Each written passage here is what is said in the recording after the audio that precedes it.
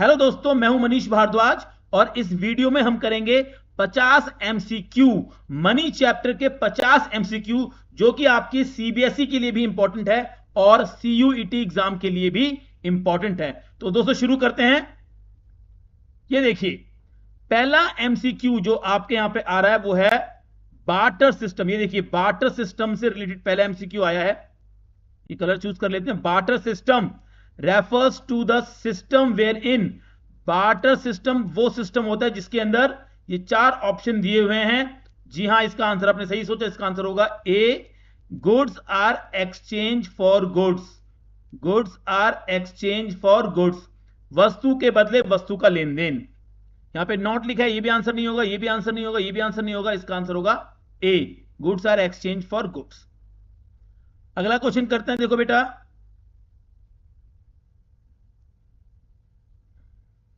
अभी बस होने वाला है।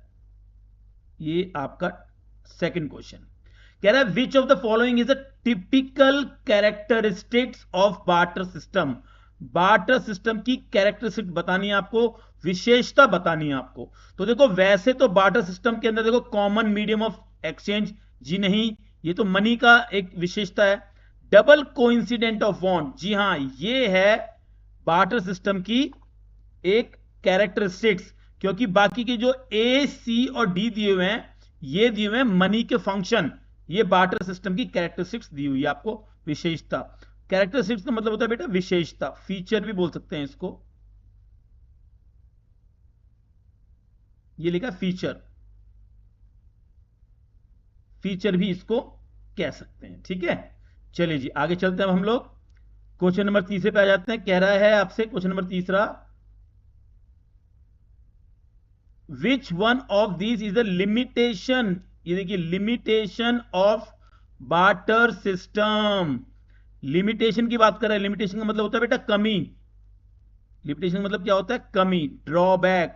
क्या कमी थी बार्टर सिस्टम की? इसकी बार्टर सिस्टम की कमी की बात कर रहा है। तो देखिए, lack of double coincident of bond, भाई ये भी थी। Lack of storage of value, ये भी थी। Lack of common measure of value, ये भी थी। तो इसका आंसर होगा डी, सभी इसकी बार्टर सिस्टम की कमियां थी। फोर्थ क्वेश्चन पे चलते हैं। विच of the following is not, देखिए यहां नॉट लिखा हुआ है, not the problem of barter system. मतलब इन सभी में से कौन सी बार्टर सिस्टम की प्रॉब्लम नहीं थी? तो भैया आंसर होगा डी, अनएम्प्लॉयमेंट नहीं थी। भाई ये तीनों तो प्रॉब्लम थी, अनएम्प्लॉयमेंट प्रॉब्लम नहीं थी। चलिए, ये देखिए, ये थोड़ा सा डिफिकल्ट क्वेश्चन आया है। कह रहा है A can exchange goods with B only when A has what B wants, what B wants, and B has what A wants. इसका मतलब यह है कि ए बी के साथ तभी एक्सचेंज कर सकता है जब, ओनली व्हेन लिखा है, जो ए के पास है वो बी चाहता है और जो बी के पास है वो ए चाहता है। भाई तभी तो एक्सचेंज हो सकता है कि जो मैं चाहूं वो आपके पास हो और जो आप चाहे वो मेरे पास हो, तभी एक्सचेंज हो सकता है। तो ये एक प्रॉब्लम थी बार्टर सिस्टम की। बार्टर सिस्टम की एक प्रॉब्लम थी, आपको बताना है कौन सी प्रॉब्लम थी। तो भाई ये थी डबल कोइंसिडेंट ऑफ बॉन्ड, ये प्रॉब्लम थी बार्टर सिस्टम की। आगे चलते हैं। ये देखिए, फिर से एक क्वेश्चन आ गया। If you have 2 meter cloth, 2 meter cloth है आपके पास और आप उसके बदले वीट लेना चाहते हैं। क्या चाहते हैं आप? वीट लेना चाहते हैं। तो आपको हाउ मच, ये लिखा हुआ है हाउ मच, कितना वीट आपको देना पड़ेगा। तो भाई ये तो प्रॉब्लम है, यही तो प्रॉब्लम है बार्टर सिस्टम की, कि आपको ये नहीं पता कि कितना वीट आपको देना पड़ेगा। यहां जो प्रॉब्लम क्रिएट हो रही है वो हो रही है एक्सचेंज रेशियो। ये मैं लिख देता हूं, एक्सचेंज रेशियो को डिटरमाइन करने की प्रॉब्लम यहां पे हो रही है। तो इसका जो आंसर होगा वो होगा lack of measure of value, यानी कि मेजर करना मुश्किल है, ये तय करना मुश्किल है कि कितने के बदले कितना दिया जाएगा। तो ये इसका आंसर होगा। ठीक है जी, एक्सचेंज रेशियो से ये प्रॉब्लम लिंक करती है। चलिए जी अगला क्वेश्चन देखते हैं। कह रहा है हरीश हैज मोबाइल, हरीश के पास मोबाइल है और उसको टैबलेट चाहिए भाई, टैबलेट चाहिए। शिवम के पास लैपटॉप है, उसको मोबाइल चाहिए, लैपटॉप के बदले मोबाइल चाहिए। तो क्या प्रॉब्लम आएगी हरीश और शिवम के एक्सचेंज में? देखिए इसको समझते हैं यहां पे ध्यान से। हरीश जो है, ये लिख दिया मैंने हरीश। Harish want what? हरीश क्या चाहता है? Harish want tablet. Harish tablet चाहता है। हरीश टैबलेट चाहता है। और शिवम क्या चाहता है? शिवम चाहता है मोबाइल। शिवम ऐसा लगा देते हैं, वांट्स मोबाइल। शिवम क्या चाहता है? मोबाइल चाहता है। ठीक है जी। अब दोनों अलग अलग चीजें चाहते हैं। जो हरीश के पास है वो शिवम के पास नहीं है। आप समझ रहे मेरी बात? कहने का मतलब यह है दोनों जने वही चीज चाहें जो दोनों के पास हो, तभी एक्सचेंज हो सकता है। ये एक्सचेंज नहीं होगा क्योंकि यहां पे lack of double coincident of want है। Lack of double coincident of want, ये प्रॉब्लम है यहां पे, इसलिए ये एक्सचेंज नहीं होगा। ठीक है जी। क्योंकि प्रॉब्लम क्या आ गई है, इसके पास टैबलेट है, वो टैबलेट चाहता है, लेकिन इसके पास तो लैपटॉप है ना। तो टैबलेट और लैपटॉप तो अलग अलग होते हैं, तो प्रॉब्लम नहीं है। या तो दोनों टैबलेट होते या दोनों लैपटॉप होते, तब एक्सचेंज हो सकता था। यहां दोनों मोबाइल है, लेकिन यहां पे दोनों लैपटॉप और टैबलेट नहीं है, अलग अलग है, इसलिए एक्सचेंज नहीं हो पाएगा। चलिए अब हम आगे चलते हैं बेटा। अगला जो क्वेश्चन है वो है, देखिए थोड़ा सा बड़ा क्वेश्चन आ गया। ये डायलॉग दिया हुआ है, दो लोगों के बीच डायलॉग हो रहा है। विनय कह रहा है I want 1 kg of potato, उसको पोटैटो चाहिए। रोहित से कहता है what will you give in exchange, Rohit पूछ रहा है उससे कि तुम एक्सचेंज में क्या दोगे। विनय कहता है मेरे पास 2 लीटर ऑफ मिल्क है, मैं वो एक्सचेंज में दूंगा। लेकिन रोहित कहता है कि मुझे तो मिल्क चाहिए नहीं भाई, मुझे मिल्क नहीं चाहिए, मुझे तो पेयर ऑफ शूज चाहिए। तो वही बेटा ऊपर वाली समस्या आ गई, जो मुझे चाहिए वो आपके पास है ही नहीं, तो मैं एक्सचेंज क्यों करूंगा? है ना भाई, आपके पास वही चीज होनी चाहिए जो मैं चाहता हूं। तो यहां पे प्रॉब्लम क्रिएट हो गई है डबल कोइंसिडेंट ऑफ वांट की। मैंने क्वेश्चन ऊपर चला गया, आप देख लेना। डबल कोइंसिडेंट ऑफ वांट की प्रॉब्लम क्रिएट हो गई है, इसलिए इनके बीच में एक्सचेंज नहीं होगा। देखिए अब हम करेंगे money and it's functions related MCQ. देखिए मनी और उसके फंक्शन से रिलेटेड एमसीक्यू हम करेंगे। तो पहला क्वेश्चन आता है, which of the following is a commonly accepted definition of money. Money की डेफिनेशन बतानी है जो कॉमनली एक्सेप्टेड हो। तो भैया मनी की डेफिनेशन में एक वर्ड जरूर आता है, वो है मीडियम ऑफ एक्सचेंज। बाकी किसी में भी मीडियम ऑफ एक्सचेंज नहीं लिखा हुआ है, तो इसका आंसर होगा डी, एनी गुड, हर वो चीज जो मीडियम ऑफ एक्सचेंज के रूप में एक्सेप्टेबल हो वही कहलाती है मनी। ठीक है दोस्तों, ओके। अब चलते हैं आगे। अगला क्वेश्चन है, ये देखिए ये आ गया, money has standard of deferred payment. Money as a standard, as लिखा है वो, money as a standard of deferred payment.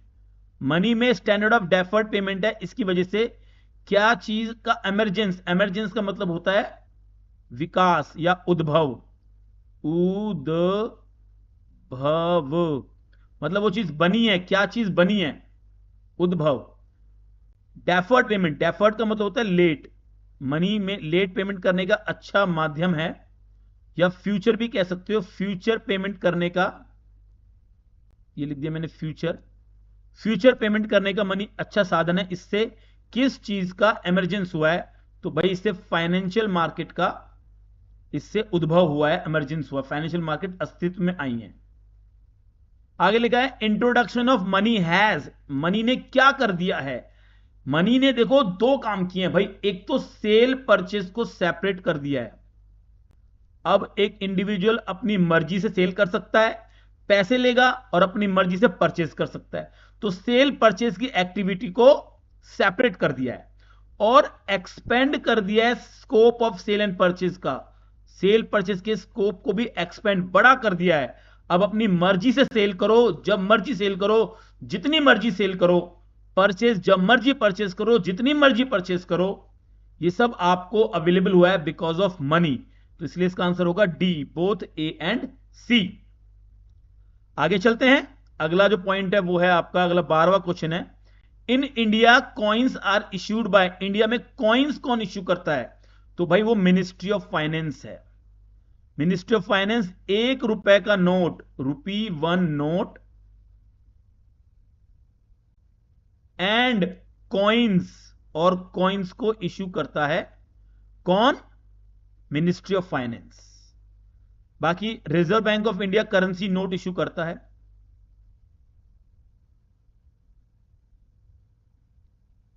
Currency note issue करता है ये आरबीआई। बाकी एसबीआई नोट इश्यू नहीं करता है, ये भी कुछ भी इश्यू नहीं करता है। ठीक है जी, ओके। 12th क्वेश्चन के बाद आता है आपका क्वेश्चन नंबर 13, करेंसी का मतलब क्या होता है? तो करेंसी में करेंसी नोट भी आते हैं, कॉइन्स भी आते हैं, तो बोथ ए एंड बी। तो बहुत ही सिंपल सा क्वेश्चन था। क्वेश्चन नंबर 14 देखें जरा ध्यान से, थोड़ा और नीचे कर देते हैं, दिखेगा नहीं। कह रहा है with the help of this function of money a person can buy sell anything, कुछ भी खरीद सकता है, बेच सकता है। With the help of money, money की सहायता से। विच function of money is highlighted in the given statement, money के कौन से फंक्शन की वजह से यह पॉसिबल हो पाया है कि कोई भी व्यक्ति, कोई भी पर्सन जो है वो सेल बाय कर सकता है anything with the help of money. ठीक है भाई, तो जहां कहीं भी सेलिंग और बाइंग आ जाए, समझ लो मीडियम ऑफ एक्सचेंज की बात कर रहा है वो। मीडियम ऑफ एक्सचेंज की वजह से पॉसिबल हो पाया है। आगे चलते हैं बेटा। विच of the following is not the primary function of money, primary function नहीं है, नॉट लिखा है यहां पे बेटा, नॉट मनी का फंक्शन नहीं है। तो भाई आंसर साफ साफ दिख रहा है, बी आंसर है। प्राइस को स्टेबल करना मनी का फंक्शन नहीं है। मीडियम ऑफ एक्सचेंज भी है, स्टोर ऑफ वैल्यू भी है, यूनिट ऑफ अकाउंट भी है, प्राइस स्टेबिलिटी नहीं है। आगे चलते हैं बेटा। अगला है, ये देखिए, विच function of money is also known by the name of unit of account. ये देखिए, आप जानते हैं यूनिट का मतलब होता है जिस चीज में उसको मेजर किया जाएगा। उसको मेजर किस चीज में किया जाएगा? जैसे हाइट को नापते हैं फीट में, वेट को नापते हैं केजी में, ऐसे ही किसी भी चीज की वैल्यू को मेजर किस यूनिट में किया जाएगा? तो इसका आंसर हो जाएगा C, measure of value. Question 17 करते हैं, identify the function of money which is led to the capital formation. ये देखिए, कैपिटल फॉर्मेशन और इकोनॉमिक डेवलपमेंट मनी के किस फंक्शन की वजह से यह हुआ है? कैपिटल फॉर्मेशन को हिंदी में बोलते हैं निवेश, निवेश, या आप कह सकते हो इन्वेस्टमेंट। इन्वेस्टमेंट, और बेटा ध्यान रखना, इन्वेस्टमेंट हमेशा लोन पर की जाती है, लोन पर की जाती है। लोन मतलब उधार। ठीक है जी, और उधार तभी संभव हो पाया है देश के अंदर जब पैसा आया है, जब पैसा आया है तभी उधार हो पाया है। यहां पे देखिए डेफर्ड पेमेंट वर्ड लिखा हुआ है। डेफर्ड पेमेंट का मतलब होता है फ्यूचर पेमेंट या लेट पेमेंट। फ्यूचर पेमेंट या लेट पेमेंट बोलते हैं किसको? डेफर्ड को बोलते हैं। और लोन में हमेशा फ्यूचर में पेमेंट होती है, इसलिए इसका आंसर होगा स्टैंडर्ड ऑफ डेफर्ड पेमेंट। इसी की वजह से कैपिटल फॉर्मेशन हो पाया है देश के अंदर और इकोनॉमिक डेवलपमेंट हो पाया है। ठीक है जी, ओके। 18 नंबर पे आ जाइए। विच function of money is highlighted in the given statement? It works common denomination. ये देखिए, कॉमन डिनोमिनेशन मतलब, कॉमन डिनोमिनेशन का मतलब है कि रुपीस जो है वो अगर 500 रुपए का नोट है तो उसको, सॉरी 5000 लिख दिया मैंने गलती से, 500 रुपए का अगर नोट है तो उसको 100 रुपए के 5 नोट में तोड़ा जा सकता है ना। तोड़ने का मतलब फाड़ना नहीं है, मतलब 100 के 5 नोट मिलके 500 बन जाएंगे। ये कॉमन डिनोमिनेशन है और ये मनी का एक बहुत इंपॉर्टेंट फंक्शन है ना। तो इसका जो फायदा मिलता है वो यूनिट ऑफ अकाउंट में मिलता है, यानी कि जब हम चीजों की वैल्यू डिटरमाइन करते हैं तो वहां पर चीजों को मेजर किया जाता है कॉमन डिनोमिनेशन में। कि देखो ऐसे अगर 1 किलो चावल 80 रुपए के हैं तो आधा किलो चावल कितने के होंगे, 40 रुपए के। तो तोड़ दिया ना पैसों को हमने बांट दिया, फ्रैक्शन में ले आए, इसलिए इसका आंसर होगा unit of account. Common denomination का मतलब फ्रैक्शन भी होता है, फ्रैक्शन में मनी को फ्रैक्शन में कन्वर्ट किया जा सकता है, फ्रैक्शन। ठीक है जी, ओके बेटा। Which function of money has simplified borrowing and lending. अभी थोड़ी देर पहले हमने किया है।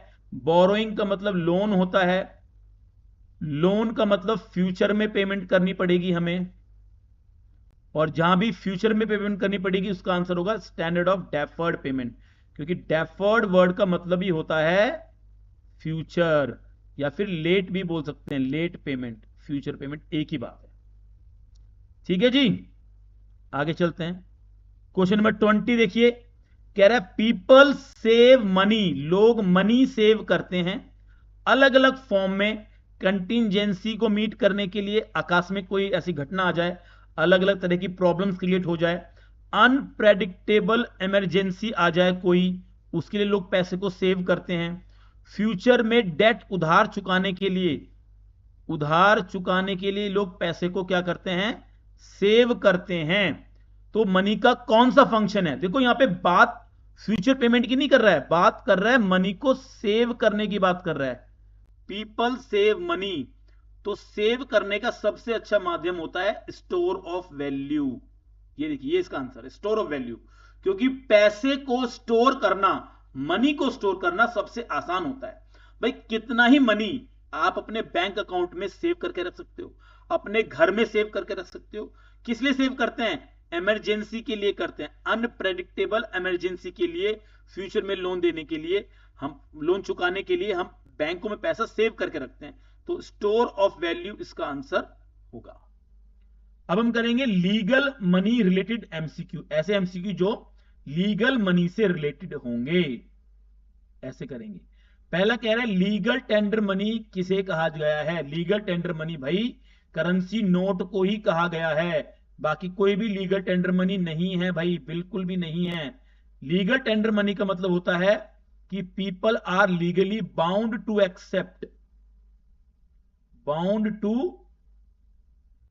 एक्सेप्ट, यानी कि ये पैसा आपको एक्सेप्ट करना ही पड़ेगा, आप मना नहीं कर सकते। तो भाई आप करेंसी नोट को मना नहीं कर सकते, आप डिमांड डिपॉजिट को मना कर सकते हो, टाइम डिपॉजिट को मना कर सकते हो, इंटरबैंक डिपॉजिट को मना कर सकते हो, करेंसी नोट को आप एक्सेप्ट करने से मना नहीं कर सकते। चलिए आगे चलते हैं। कह रहा है इन इंडिया पेपर नोट जो होते हैं वो अनलिमिटेड लीगल टेंडर होते हैं। ठीक है जी, लिमिटेड लीगल टेंडर होते हैं कॉइन्स, लिमिटेड लीगल टेंडर, ये 1000 रुपए तक के कॉइन्स आप किसी को पे कर सकते हो, उसके ज्यादा वो नहीं लेगा, मना कर सकता है वो। लेकिन पेपर नोट जो होते हैं, करेंसी नोट होते हैं, 500 का नोट, 100 का नोट, ये अनलिमिटेड लीगल टेंडर मनी होते हैं, इनको जितनी मर्जी पेमेंट करो, कोई मना नहीं करेगा। अगला क्वेश्चन इसी से जुड़ा हुआ है, देखिए रोहिणी वाला क्वेश्चन है। Rohini tried to discharge her debt, वो अपना उधार चुकाना चाह रही है, 25,000 रुपए देगी 1 रुपी के कॉइन में, जो एक्सेप्ट नहीं किए जा रहे हैं, विच वर नॉट एक्सेप्टेड, जिसको एक्सेप्ट नहीं किया जा रहा है। 25,000 रुपए के कॉइन्स, 1 रुपए के सिक्के देगी है वो रोहिणी, कौन एक्सेप्ट करेगा भाई, नहीं करेगा। क्यों नहीं करेगा, क्योंकि जो कॉइन्स होते हैं वो लिमिटेड लीगल टेंडर मनी होते हैं, लिमिटेड लीगल टेंडर मनी होते हैं, इसलिए कॉइन्स को वो एक्सेप्ट नहीं करेंगे, उनकी मर्जी है, लेकिन वो 1000 तक तो करेंगे, उसके बाद नहीं करेंगे। अभी ऊपर वाले क्वेश्चन में समझाया था मैंने आपको। ठीक है, अब हम करेंगे मनी सप्लाई से रिलेटेड एमसीक्यू, मनी सप्लाई से रिलेटेड एमसीक्यू करेंगे।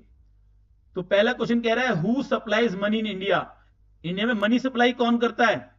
मनी सप्लाई भाई सारी सभी लोग करते हैं, आरबीआई भी करता है। आरबीआई करेंसी नोट इशू करता है, करेंसी नोट इशू करता है। 100 रुपए के नोट है ना, 20 रुपए के नोट, 50 रुपए के नोट, 500 रुपए के नोट, यानी कि 2 रुपए से लेके ₹2 to ₹500 के नोट कौन इशू करता है? आरबीआई। अच्छा, कमर्शियल बैंक जो है वो मनी सप्लाई इस हिसाब से कह सकते हो वो मनी क्रिएशन करते हैं, अभी समझाऊंगा आगे। मनी क्रिएशन करते हैं। गवर्नमेंट जो है वो भी करती है, ministry of finance, ministry of finance, वो ₹1 का नोट एंड कॉइन्स को इशू करती है।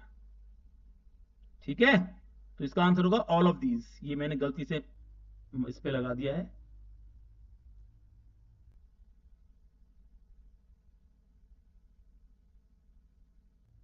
ठीक है भाई, चलिए क्वेश्चन 25 करते हैं। हाफ में मार्क पे हम पहुंच चुके हैं। What items are not, देखिए not included in M1। M1 में क्या नहीं आता? तो भाई M1 में इंटर बैंक डिपॉजिट नहीं आते। ये डिपॉजिट होते हैं बैंक टू बैंक के, एक बैंक का पैसा दूसरे बैंक में जमा होता है, उसे इंटर बैंक डिपॉजिट बोलते हैं। ये मनी सप्लाई का पार्ट नहीं है, इनके M1 का पार्ट नहीं है, बाकी तीनों आते हैं। क्वेश्चन नंबर 26 करते हैं। मनी सप्लाई रेफर्स टू, जाहिर सी बात है मनी सप्लाई आ गया तो ढूंढो यहां पे कहां लिखा हुआ है, at a particular point of time. जहां आपको पर्टिकुलर पॉइंट ऑफ टाइम दिख जाएगा, ये दिख गया, पहले में लिखा है particular point of time. Money held by public, total volume of money held by public. देखो पब्लिक के पास होगा वही मनी सप्लाई होगा, गवर्नमेंट वाला तो हो नहीं सकता, ये तो पॉसिबल ही नहीं है। और over a period of time वाला भी पॉसिबल नहीं है, पर्टिकुलर पॉइंट ऑफ टाइम वाला ही पॉसिबल है, तो वही आंसर होगा। पब्लिक के पास पर्टिकुलर पॉइंट पे कितना पैसा है, वो इसका आंसर होगा। ठीक है भाई, चलिए आगे चलते हैं। अगला पॉइंट है आपका, money supply is a dash concept. ये भैया स्टॉक कॉन्सेप्ट है, क्योंकि अभी पहले वाले क्वेश्चन में किया था, पॉइंट ऑफ टाइम जहां आ जाए, पॉइंट ऑफ टाइम जहां पे आ जाए वो आपका मनी सप्लाई, वो स्टॉक कॉन्सेप्ट बन जाता है। ठीक है, अब कह रहा है who regulates money supply. Money supply को कौन रेगुलेट करता है? भाई आरबीआई करता है। आरबीआई तो सारे रूल्स एंड रेगुलेशंस बनाता है, आरबीआई सारे रूल्स एंड रेगुलेशन बनाता है, तो आरबीआई ही रेगुलेट करता है मनी सप्लाई को। ठीक है, आगे चलते हैं। Money supply includes, money supply में क्या क्या शामिल होता है? और डिपॉजिट्स तो नहीं होते भाई, गलत बात कह रहा है। Only demand deposit, only time deposit भी नहीं होते भाई। Currency with bank, currency with bank, currency with bank का कोई मतलब ही नहीं, करेंसी तो करेंसी हेल्ड बाय पीपल होता है, ये भी गलत है। तो इसका आंसर है only demand deposit, only demand deposit. यहां मैं आपको बता दूं डिमांड डिपॉजिट का मतलब क्या होता है, मैंने आपको क्लास में भी समझाया था, जो मैंने एक लेक्चर लिया था मनी का, उसमें मैंने समझाया था डिमांड डिपॉजिट के अंदर दो अकाउंट आते हैं, सेविंग अकाउंट, सेविंग अकाउंट होता है, और एक होता है आपका करंट अकाउंट, करंट अकाउंट। ठीक है, और जो टाइम डिपॉजिट है इसको फिक्स्ड अकाउंट बोलते हैं, फिक्स्ड अकाउंट। ठीक है, ओके बेटा।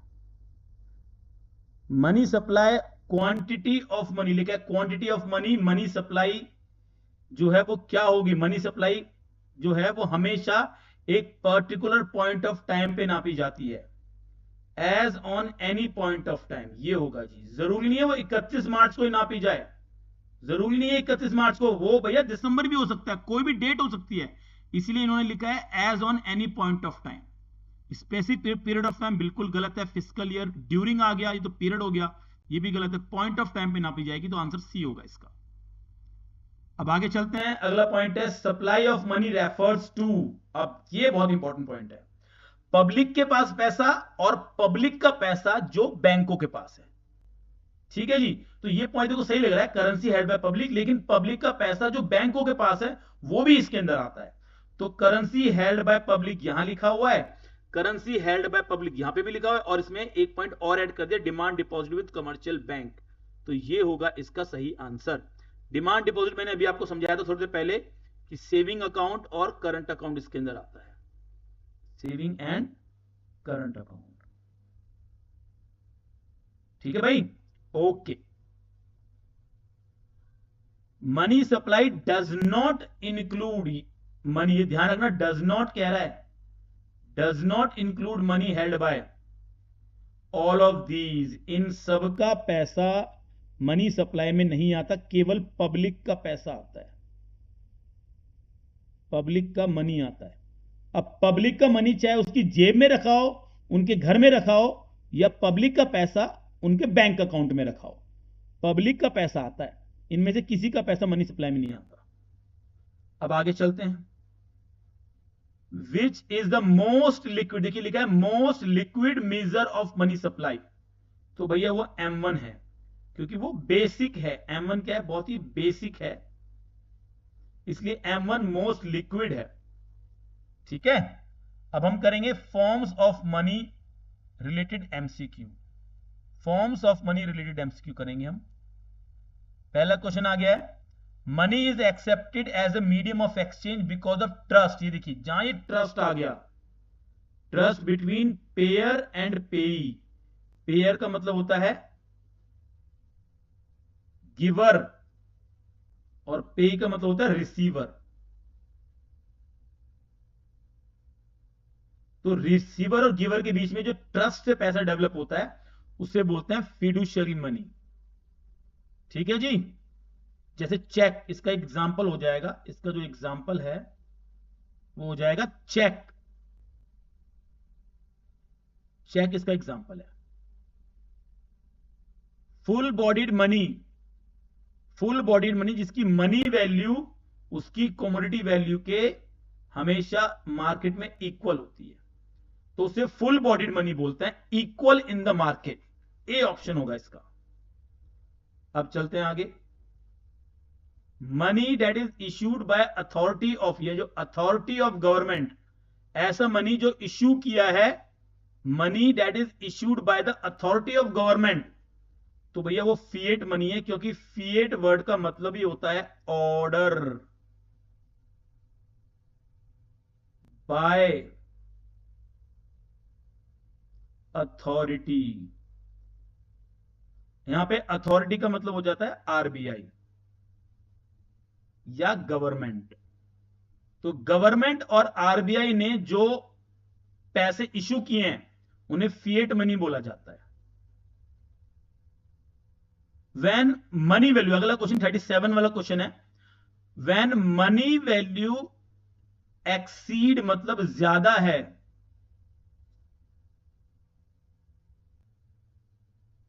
ज्यादा है कोमोडिटी वैल्यू ऑफ मनी के, मनी वैल्यू का मतलब फेस वैल्यू, फेस वैल्यू उसके ऊपर लिखा हुआ ज्यादा है, और उसका जो मेटेरियल है, मेटेरियल वैल्यू है वो कम है, मेटेरियल वैल्यू उसकी कम है।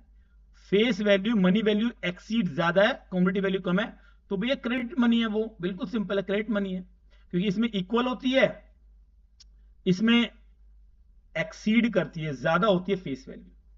ठीक है, ये हो गया credit money.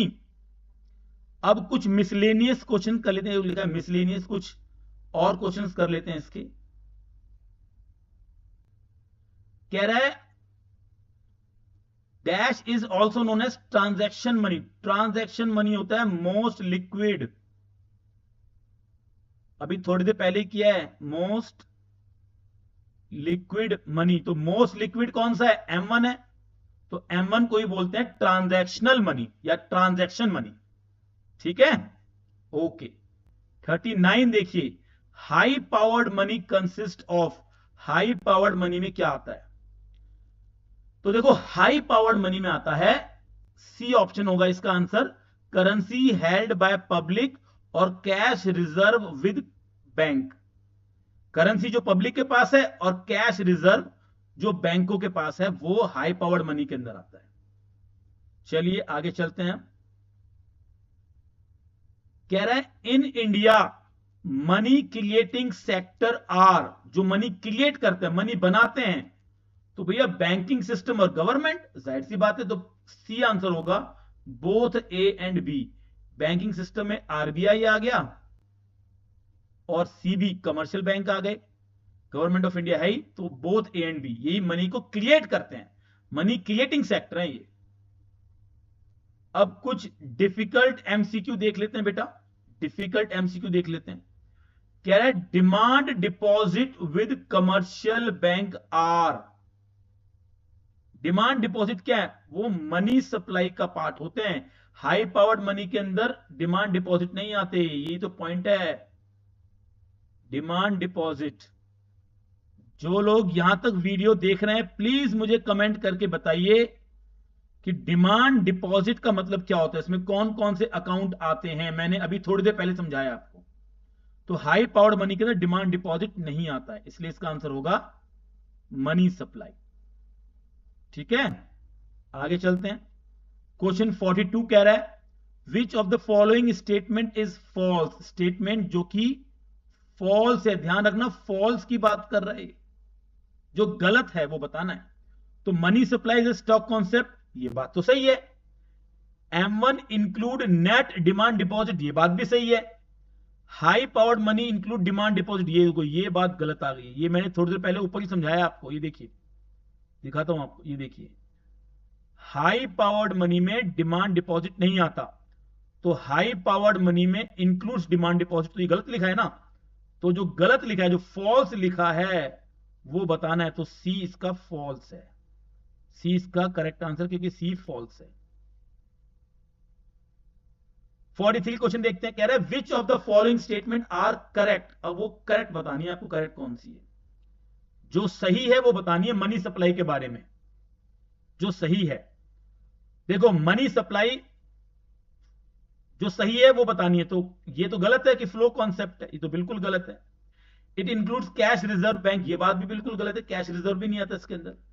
Stock of money held by public at a point of time, ये देखिए जहां मनी सप्लाई आया वहां पॉइंट ऑफ टाइम को मैच करो और यही आपका आंसर हो जाएगा। सी आंसर है। पीरियड ऑफ टाइम गलत होता है, money supply point of time पे नापी जाती है। तो करेक्ट बताना, तुमने बता दिया, सी आंसर है इसका। क्वेश्चन नंबर 44 करते हैं बेटा, देखो 44 कह रहा है which of the following statement is not correct. साफ साफ लिखा है नॉट करेक्ट, जो सही नहीं है मनी सप्लाई के बारे में वो बतानी, जो सही नहीं है। ठीक है, देखो नीचे से देखते हैं। इट इंक्लूड्स टर्म डिपॉजिट, भाई टर्म डिपॉजिट होता है फिक्स्ड डिपॉजिट,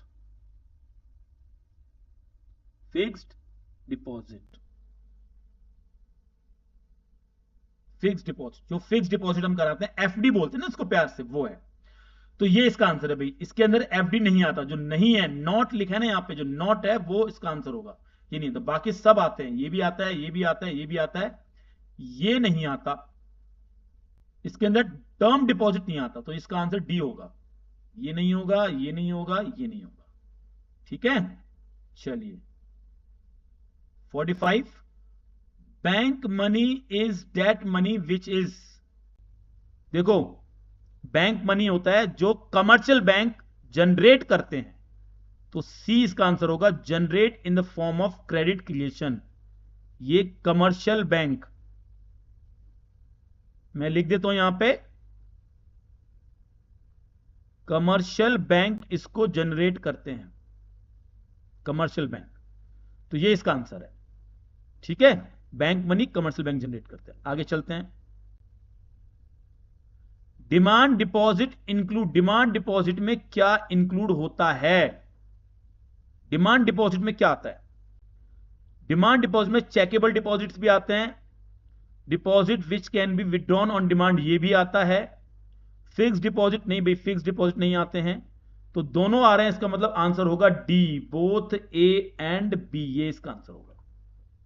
चेकेबल डिपॉजिट मतलब इसका मतलब होता है कि चेक देकर पैसा निकलवा सकते हैं, वो चेकेबल डिपॉजिट होते हैं। और ऑन डिमांड आप जब मर्जी जाओ और आप पैसा निकलवा के ले आओ बैंक से, सेविंग अकाउंट हो या करंट अकाउंट हो, है ना। तो इसका आंसर होगा ये D, both A and B, उनको डिमांड डिपॉजिट बोलते हैं, है ना। मैंने कई बार इसी वीडियो में मैंने कई बार बताया आपको, डिमांड डिपॉजिट के अंदर दो अकाउंट आते हैं, saving account plus current account, current account. तो इसका आंसर डी हो जाएगा। विच of the following is followed by RBI for issuing currency. देखिए ये पॉइंट क्या कह रहा है आपसे, ये कह रहा है कि क्या आरबीआई अपने मन की मर्जी से नोट छाप सकती है? नहीं भाई, बिल्कुल नहीं। हमें नुकसान हो जाएगा अगर हम ऐसा कर देंगे, तो इंडिया को भी नुकसान हो जाएगा। तो आरबीआई जिस सिस्टम से करेंसी इशू करती है उस सिस्टम को बोलते हैं मिनिमम रिजर्व सिस्टम। ये सिस्टम है जिससे आरबीआई नोट इश्यू करती है। मिनिमम उतना पैसा तो आरबीआई के पास होना ही चाहिए, तभी वो करेंसी इश्यू कर सकती है। अगला क्वेश्चन करते हैं। देखो भाई, अगला क्वेश्चन है आपका, high powered money is equal to, देखो ये इंपॉर्टेंट है, कई बार एग्जाम में पूछा गया ये, high powered money is equal to, high powered money, इसका आंसर देखो सिंपल से डी इसका आंसर है। जो पब्लिक के पास पैसा है वो आता है हाई पावर्ड मनी में। जो vault cash of commercial bank, देखो समझते हैं, ये वॉल्ट का मतलब होता है तिजोरी, यानी कि रिजर्व जो पैसा है, रिजर्व जो पैसा है कमर्शियल बैंक के पास वो भी आता है। इसके अलावा हाँ, वो कैश रिजर्व जो उसने आरबीआई को दे रखा है वो भी आता है। खुद के पास रिजर्व है वो भी आएगा, आरबीआई को रिजर्व दे रखा है वो भी आएगा, और मनी हेल्ड बाय पीपल तो आएगा ही आएगा। ये हाई पावर्ड मनी होता है, ठीक है। चलिए, डैश इज द मेन, देखो मेन सोर्स पूछा है, main source of money supply in an economy. Main source पूछा है भाई, मेन सोर्स, तो भैया सेंट्रल बैंक है और कमर्शियल बैंक है, तो both A and B is the answer. ये मेन सोर्स होता है मनी सप्लाई के, तो सी इसका आंसर होगा, ए एंड बी। अब लास्ट क्वेश्चन, क्वेश्चन नंबर 50 देखते हैं बेटा। ये देखिए क्वेश्चन 50 आ गया है। Which function of money has overcome the problem of lack of double coincidence of want, दोहरे संयोग का अभाव, यानी कि जो दो बार इत्तेफाक होता था ना, कि जो चीज आपको चाहिए वो मेरे पास होनी चाहिए, जो मुझे चाहिए वो आपके पास होनी चाहिए। तो ये जो प्रॉब्लम थी, मनी के कौन से फंक्शन ने इस प्रॉब्लम को सॉल्व कर दिया है? तो वो है मीडियम ऑफ एक्सचेंज। अब आप अपनी मर्जी से सेल परचेज कर सकते हो, अपनी वस्तु बेचो और जो पैसा आएगा उससे अपनी मनपसंद की वस्तु खरीद लो। यह है मीडियम ऑफ एक्सचेंज का काम। तो दोस्तों 50 एमसीक्यू हमने कर लिए हैं इस वीडियो के अंदर। मुझे उम्मीद है कि आपको ये वीडियो पसंद आई होगी। तो मैं आपसे रिक्वेस्ट करना चाहता हूं कि अगर आपको ये वीडियो पसंद आई है तो कृपया करके चैनल को सब्सक्राइब कर लीजिए,